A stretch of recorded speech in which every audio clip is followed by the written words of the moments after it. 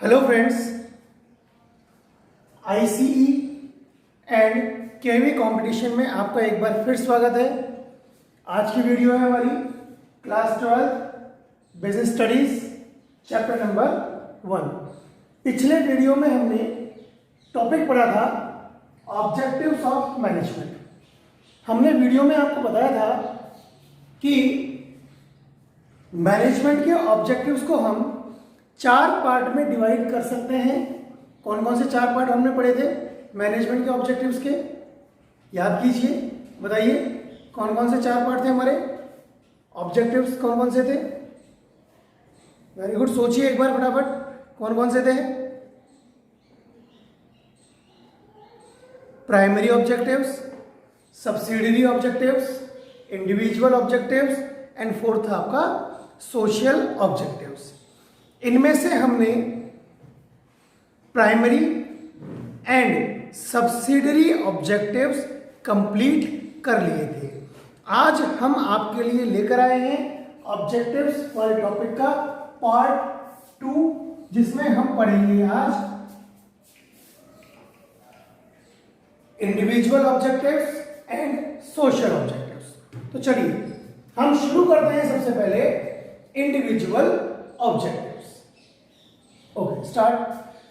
Individual objectives in any organization depends with the specification of human resources. देखिए क्या लिखा हुआ है, मैं वापस पढ़ देता हूं एक बार। Individual objectives in any organization depends with the satisfaction of human resources. देखिए मतलब क्या है इस लाइन का?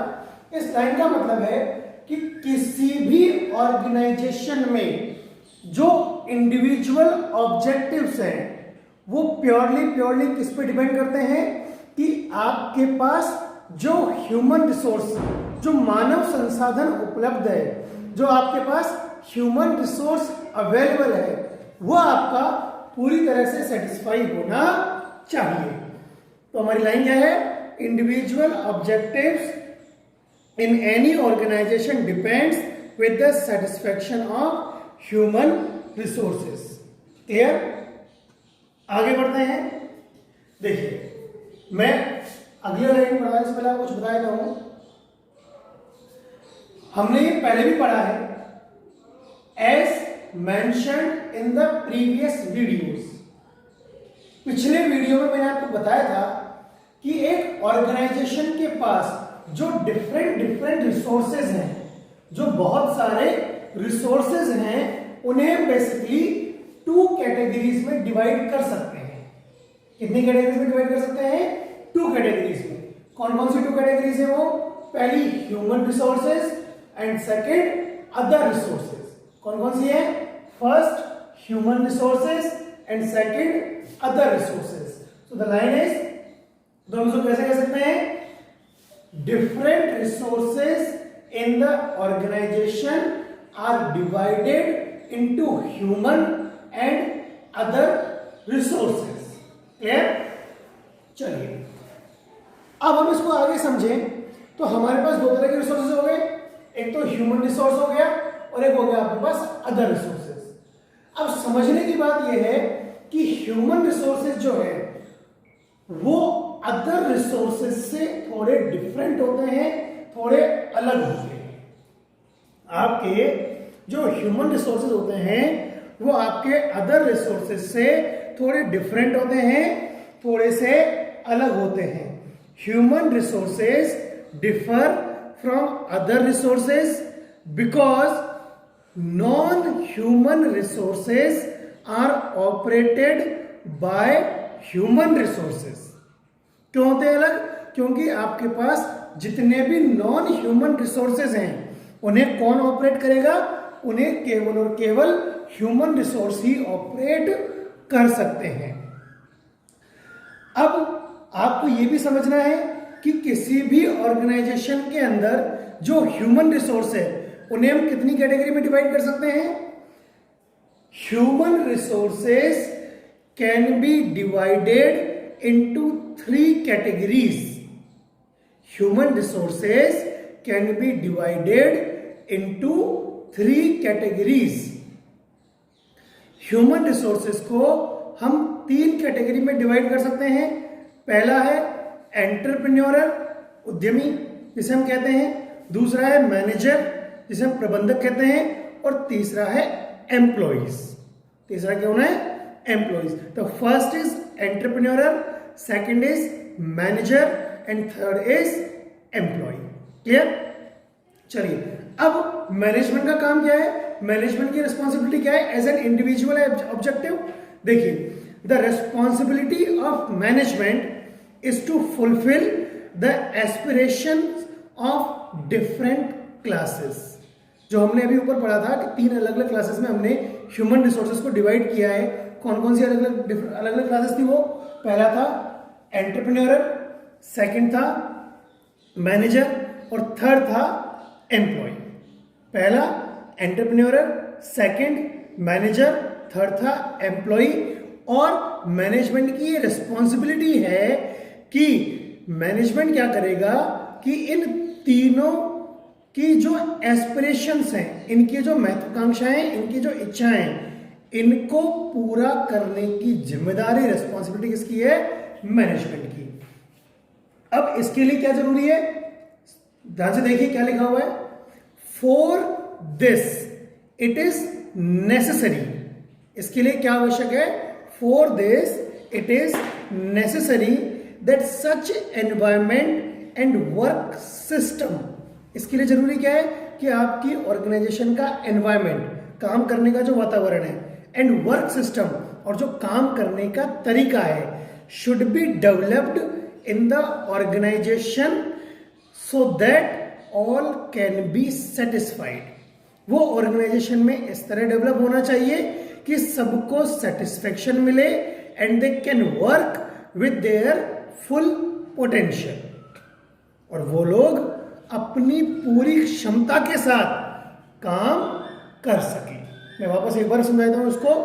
For this it is necessary that such environment and work system should be developed in the organisation.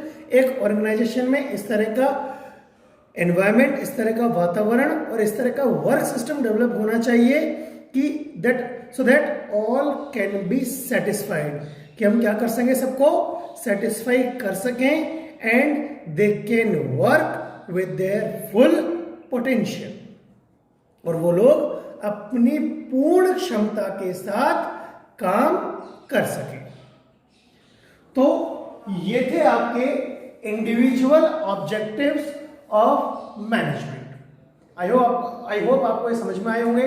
आप अपने नोट्स तैयार कर रहे होंगे। चलिए अब हम आगे बढ़ते हैं। मैनेजमेंट का लास्ट एंड फोर्थ ऑब्जेक्टिव जो है हमारा सोशल ऑब्जेक्टिव। देखिए सोशल ऑब्जेक्टिव, देखो कोई भी ऑर्गेनाइजेशन जो भी प्रोडक्शन करती है उसके लिए जो रिसोर्सेस गैदर करती है वो कहां से करती है? रिसोर्सेस, उसके लिए जो संसाधन चाहिए उनकी व्यवस्था कहां से करती है? सोसाइटी से। कहां से करती है उनकी व्यवस्था? सोसाइटी से। The enterprise receives it's resources from society. कोई भी ऑर्गेनाइजेशन, कोई भी संस्था, कोई भी उद्यम, एंटरप्राइज रिसोर्सेज कहां से लेता है, कहां से प्राप्त करता है? सोसाइटी से। Converts some of them into products and services.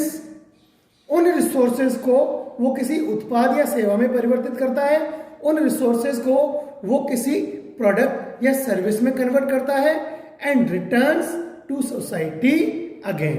और वापस किसको दे देता है वो रिसोर्सेज? वो सोसाइटी को दे देता है। क्लियर? आगे देखते हैं।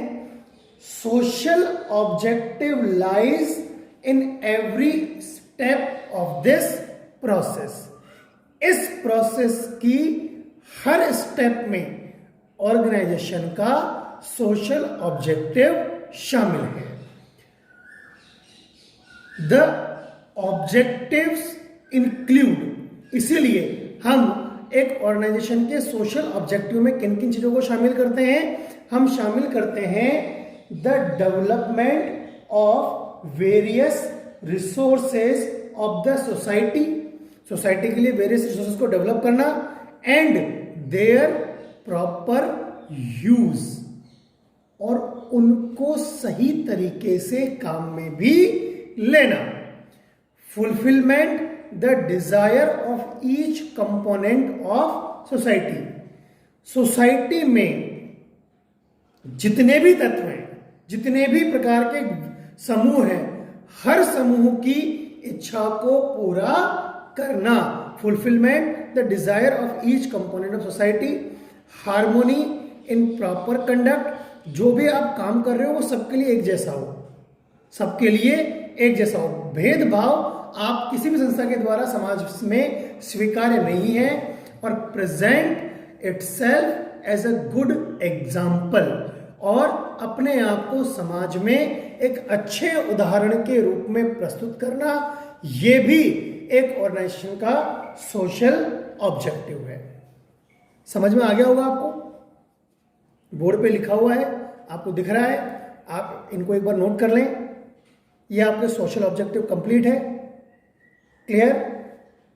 चलिए, तो इसी के साथ हमारे टॉपिक जो है ऑब्जेक्टिव्स ऑफ मैनेजमेंट, ये पूरा कंप्लीट है आपका। चारों ऑब्जेक्टिव हमने पढ़ लिए हैं 2 वीडियोस के अंदर।